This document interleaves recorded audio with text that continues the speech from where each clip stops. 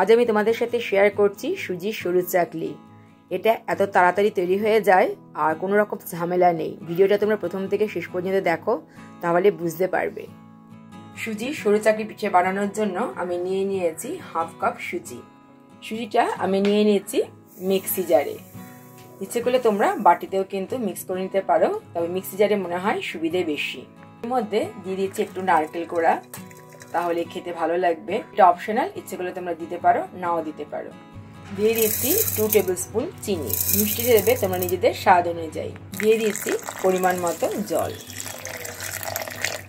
এবার এই সব কিছুর একটা মিহি পেস্ট আমি তৈরি করে নিচ্ছি। দেখতেই পাচ্ছ সবকিছু খুব ভালো করে ব্লেন্ড করে নিয়েছি। এবার এটা একটা বাটির মধ্যে নিয়ে নিচ্ছি।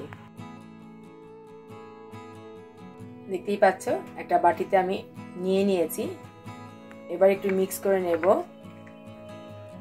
দিয়ে দিচ্ছি সামান্য একটু নুন, খুব বেশি না, একদম অল্প করে মিশিয়ে নেব।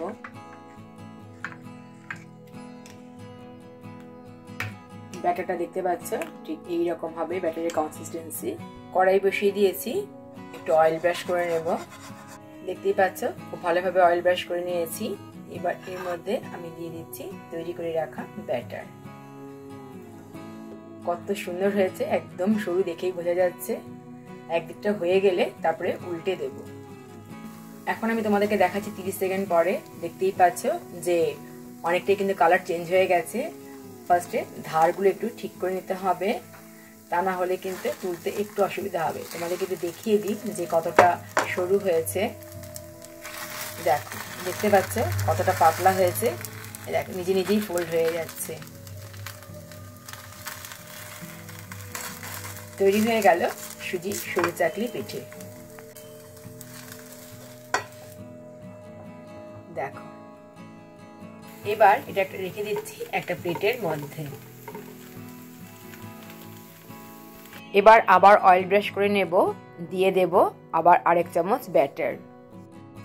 দেখতেই পাচ্ছ সুজির মিশ্রণটা খুব ভালো করে আমি চারিদিকে ছড়িয়ে দিয়েছি। এবার ওয়েট করতে হবে 30 সেকেন্ডের জন্য। 30 সেকেন্ড পর দেখবে যে উপরের কালারটা চেঞ্জ হয়ে গেছে, তখন বোঝা যাবে যে একদিকটা হয়ে গেছে, আর তখন ফোল্ড করে নিলেই হবে। এইভাবেই সবগুলো তৈরি করে তারপর তোমাদেরকে দেখাচ্ছি। গরম গরম সুজি সরু চাকলি পিঠে আমি সার্ভ করে দিয়েছি। এখানে রয়েছে খেজুরের গুড়। সাধারণত এই ঝোলা খেজুরের গুড় দিয়ে খেতে এটা বেশি ভালো লাগে।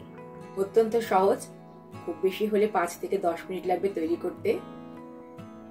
যে কোনো সময় খুব চটজলদিটা তৈরি হয়ে যায়, আর যেহেতু কোনো ঝামেলা নেই তাই এটা তোমরা তাড়াতাড়ি তৈরি করে নিতে পারো। একটা তোমাদেরকে দেখাচ্ছি, দেখো কতটা পাতলা হয়েছে, দেখে বুঝতে পারছো। শীতকালে এটা বেশ খেতে ভালো লাগে, তো তোমরা এটা তৈরি করে খেতে পারো।